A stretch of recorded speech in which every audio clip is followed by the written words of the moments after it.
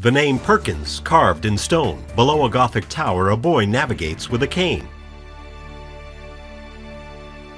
A title: Maximizing iPad Accessibility for Students Who Are Blind and Visually Impaired, Teaching the Teachers, with Ed Summers and Diane Brauner. In the spring of 2012, I was presenting this accessible data visualization technology at a conference, at an education conference in North Carolina. And there was someone sitting off to my right during the presentation, and she was just pelting me with questions. And at some point during the presentation, somebody else in the room said, "Hey, Diane, quit asking so many questions so that somebody else can ask a question." Actually, I think she said, "Hey, Diane, shut up," so somebody else could ask a question. So that was how Diane and I met. Oh, it was eye-opening. It was just absolutely fascinating to see the potential. When Ed was showing these different charts and graphs that were on the iPad, and they were totally accessible to our students. One of the biggest challenges as our classrooms move into a digital classroom is, what do you do with images for a student that's visually impaired? Without the technology that SAS uses right now, there isn't anything that we can do other than having a read aloud, somebody telling you what the image is about. With the types of things that SAS is developing, you can touch, you can interact, you can listen to the part you want to hear, you can go back and listen again. In a video clip, we see a black and white chart of the periodic table of elements. Using the VoiceOver application that is built into the Apple iOS operating system, we hear information about each element as it is selected by the user. Link, sulfur, symbol S, atomic number 16, chalcogen. Link, chlorine, symbol Cl. It's completely up to the student to decide what part of the chart they want to look at again, or what part of the graph. Absolutely fascinating. And to think of how we can apply that into the classroom is just wide open right now. VoiceOver was there. I played with it a little bit. Did not know about the Bluetooth keyboard commands that we can use to navigate to the iPad. Did not know about the refreshable braille display commands and how to use that. Even now, when you do research on refreshable braille commands, there is information what the commands are, but not how to apply that command in a classroom setting. So yeah, it's just wide open. In a photograph, we see an example of a refreshable braille display that is connected via Bluetooth to a laptop computer that is also visible in the shot. Next, we see a close-up of a different refreshable braille display. The cells on this particular machine display 8-dot braille. The plastic dots of the cells can be raised electronically to create readable braille. So one of my goals with this professional development program is to help teachers learn how they can teach their students to use the iPad like I use it. So I'm a successful professional, working in the field of technology, and I have peers, just like me, that are using an iPhone, an iPad, and other technology, Windows, Mac computers, and we're incredibly proficient in mainstream jobs. And I feel like there's a big disconnect between the students that are coming out of high school and going to college and the technology that they're using versus the technology that I use on the job every day. So this professional development program is intended to bring the teachers up to speed so that they can close that gap across the board for our students with visual impairments. Fade to black. The iPad and accessibility. There's been a lot of great work making mainstream technology accessible over the last few years, maybe 10 or 20 years. Microsoft has done some really wonderful work in the Windows operating system, which allows third-party developers, like, for instance, the JAWS screen reader. The developers of JAWS can plug into Windows and provide access to visual information. However, what's different about the iPad and the iPhone is that the screen reader and the magnification and all the accessibility features are built into the operating system at no additional cost. So every single iPad has this VoiceOver screen reader built in, and I can walk up to any of them and enable that feature and then use that device productively. So it's a reduced cost for schools. And secondly, students that are using iPads in mainstream classrooms are now the cool kids, as opposed to, feeling like dorky kids with this, big, bulky sometimes, for the students, embarrassing technology that makes them stand out in their class as being different. But when the student with a visual impairment is the first student to bring in the iPad into the classroom, then they're the cool kid. And that helps a lot, not to mention the fact that it's accessible and they can do productive work on it. In a video clip, we see a young girl who is visually impaired learning to use the VoiceOver application to access the day's English assignment. Pronoun, verb, adverb, adjective, preposition, conjunction, or interjection. For our low vision students in particular, they don't want to look different. They don't want to have the big closed circuit TV programs where they have to have this big thing that they have to pack up and move from class to class. They have to be in a certain place in the room. They have to be able to plug it in. They don't want that. The iPad is a little personal device right there on their tabletop. They can still connect up to what's going on the screen. They can see right there at their lap. They can zoom in on what they want to see, and nobody knows it. It's just iPads are cool. They're fun. They're cool. They're mainstream, and it's not different technology. It's technology that the teachers understand. Most of our teachers either have an iPhone or an iPad or have come across that in their daily personal lives. They understand how it works. When you get into Braille note takers and you get into other devices, our classroom teachers don't understand it. They don't read Braille and they're a little bit fearful of it. In a video clip, we see a classroom at Perkins, where several students who are blind are practicing their Braille note-taker skills. The note-takers are about the size of a paperback book and have the 8 Brailling keys that are used to create the letters and characters of the Braille alphabet. We then see a tighter shot of a boy who is blind using his note-taker to enter information. He occasionally checks his spelling by using the refreshable Braille display built into the note-taker. One of the biggest advantages, I think, of the iPad is that we can hand an iPad to a preschooler or a kindergarten student. They can use it instantly. The teacher can walk around the classroom and they say, oh, you're writing your words. Oh, Johnny, you misspelled that word. Or let me type it out for you. And they type it in, and the totally blind student can read it on the refreshable Braille display in Braille at the same time. There's that instant interaction. In a video clip, we see a very young girl who is blind using her iPad and a refreshable Braille display. The app on the iPad asks her to identify a particular letter from 3 choices that appear on the iPad screen. The girl can use the keys on her refreshable Braille display to navigate through the choices. As she navigates, the letter will appear on her refreshable display. That's the letter K. All right. The classroom teachers are taking ownership of teaching reading and spelling and language arts and everything else on the iPad because they understand it and they can see it in print. So no longer are students having to be pulled out of the classroom during the whole language arts period so that they can learn Braille. And Braille's not fun.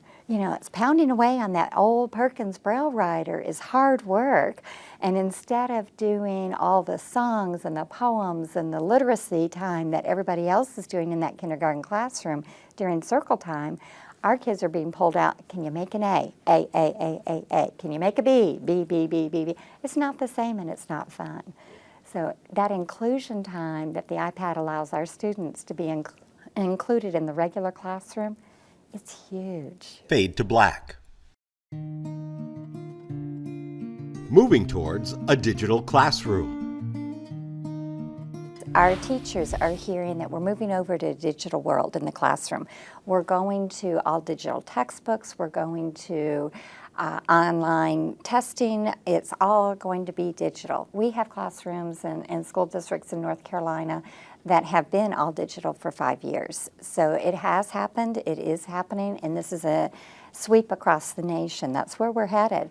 In the past, our teachers of the visually impaired have been terrified about how is this going to work for somebody that's blind, and it's specifically the graphics. How do you do the maps and the charts, those kinds of things. But it's been we know it's coming, and until you know how it's going to work, it's a scary time for teachers. And a lot of teachers are really concerned about that. A lot of parents are concerned about that.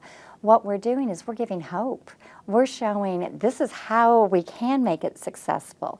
And then as they start implementing the iPad in the classroom, all the stories coming back are, my student used to have a one-on-one to help keep her up in the class. Now she's doing it independently on the iPad. We're hearing lots and lots of stories about that. We encourage and we train, specifically intentionally train the teachers to speed the students up. With the voice over speech rate, most of our kids start at 25, 30, 35%. By the end of the training, we want them up to 100%. We're in a great position to see some of the challenges that we're seeing, some of the challenges that students and teachers are facing as we move into the digital classroom. So some of those challenges are changing the processes that are used in schools to get materials to the student in accessible formats. There's a lot of existing processes that have been set up over the years and that we've been using in schools. That's going to change as we move into digital materials. There's a different set of processes that need to be in place, as opposed to, for example, paper braille. That's going to be a transition. And then some other immediate needs that we've seen over the last year and a half, and we've actually started working on them last fall, is accessible quizzes. Traditionally, teachers have the folder full of quizzes for the year, paper quizzes that they would go copy on the copier and hand out that paper version of those quizzes to the mainstream classroom. But as we move forward with technology, we have this wonderful opportunity for all those quizzes to become accessible to every student in the classroom, whether it be a child with a visual impairment or learning disability or whatever it is. And we actually recognized this as a need and started working with a team of seniors at the computer science school at North Carolina State University on a project to build an accessible quiz facility that mainstream teachers can use to create quizzes on the fly and distribute the quiz digitally to all their students. And the student with an iPad or a laptop that has a visual impairment can complete the quiz in the same way and send it back to the teacher just like all the other students. That's a really neat outcome of this whole professional development program, is spotting those most pressing needs and getting some resources applied to those areas. Another place where there's a lot of work going on right now across the publishing industry is enhancing our digital publishing formats, such as the EPUB format, to make them inherently support accessibility for students with all types of disabilities, including visual impairments. There's a great group working on that at the DAISY Consortium. George Cursor and some other folks have been, and the International Digital Publishing Forum are the folks who actually publish the EPUB format. And that new format, it has some wonderful built-in accessibility features. Beyond that, the accessibility of math is a real challenge. There's some great work going on across the industry for supporting ways to encode math so that it can be rendered in ways that work for eyes, ears, and fingers. Apple has introduced some really, really neat initial support for math and making it accessible. So iOS 7 now supports the Nemeth Braille code, which is how students with visual impairments access math, as well as some really, really neat interactive low vision features, as well as integrated real-time translation for audio. So it's a really nice initial support for math. But of course, there's a lot more work that needs to be done. One of the advantages of using digital materials for our students with visual impairments, when you have paper braille, if you make a mistake, you exit out or you start over again. You put in a clean sheet of paper and you start and rewrite the entire report. When you have a digital paper, you just insert it. And now with the technology with the iPad, it's very easy to highlight. It's easy to take notes within a digital textbook. You can highlight pieces and it comes back. You can, as you take notes, there are little sticky notes in the margin. You can go back to that chapter and check all your notes, and it's all written down for you, organized by chapters. It's a great study guide. In some of the textbooks, those notes will instantly be created into flashcards. So you have an instant digital flashcard. All the glossary terms are already done for you. It is amazing what you can do now. When you have a Braille textbook, you can't take notes within the textbook. When you have a Braille textbook, you can't copy it and paste it someplace else. It's amazing what digital materials can do for our students that we just never dreamed about in the past. In a video clip, we see a young girl who is visually impaired demonstrating her proficiency with the iPad. Her teacher has asked her to locate and open her math textbook, which is stored digitally on her iPad. What about your math class? It's right here. All right. And if you wanted to access it and make it larger, what do you? You can go through the pages here. In this book, you just zoom in. Digital materials does not mean no Braille. It means digital Braille, right, rather than paper Braille. So if you look at the student who has the 36 volume, algebra textbook, that's a lot to put in the backpack, But with an iPad and a refreshable Braille display, I can fit 36 textbooks on my iPad or more, dozens, hundreds perhaps, and they're all accessible, with my fingers using Braille. I think the other thing when we come back to this digital classroom, it's a digital workforce out there. We're in the knowledge economy now, and successful employment and contribution out in the world really, I think, depends on a student's ability to come out and integrate successfully into that mainstream work environment.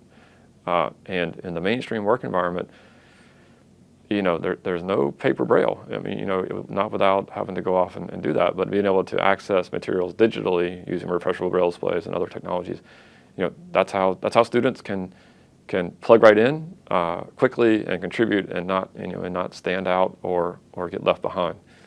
The world is changing really, really fast, and you just got to keep up. And a lot of that material is dynamic material. The days of here's the one textbook, and that's it for the whole year. That's over and done with. We're moving to the portals, learning resources that are inside of behind a walled garden and behind a portal more so than a textbook, and that material is changing on a regular basis. Fade to black. The Perkins iPad Institute. Well, I think our training is very unique in the fact of our Institute role model, like we've been doing here at Perkins with the Perkins iPad Institute.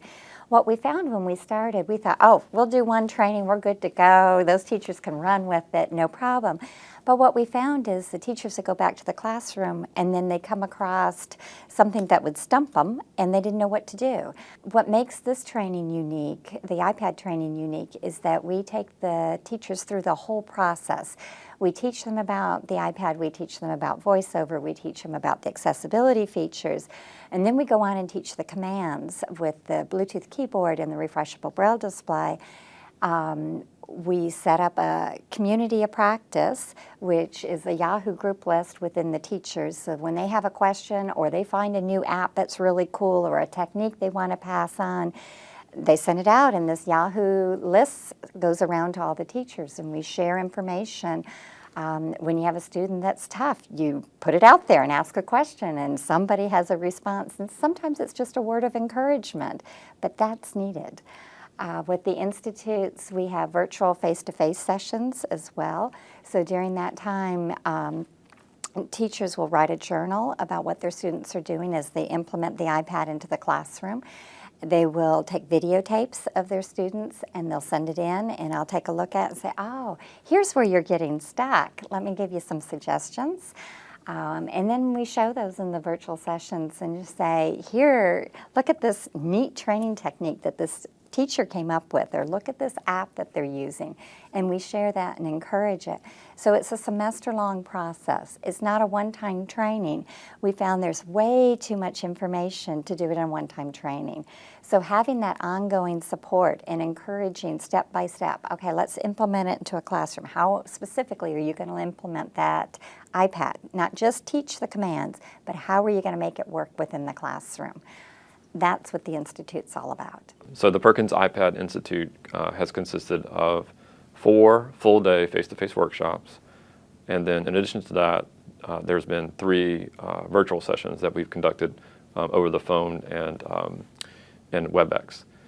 And these 7 sessions have been spread out across the last 6 months. In a video clip, we see one of the all-day sessions being conducted at Perkins. In addition to learning about accessibility features and practicing how they can be accessed, there is a free exchange of ideas and supports that the Institute participants have found to be helpful in their own experience with students. The first thing we did was we helped teachers get prepared for implementing the iPad with their students in the classroom.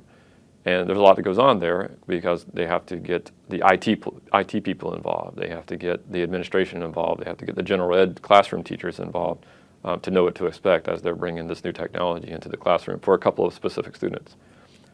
Every participant in the Institute had to select 2 students that they could use as case studies, and they would work with those two students throughout the Institute. Fade to black.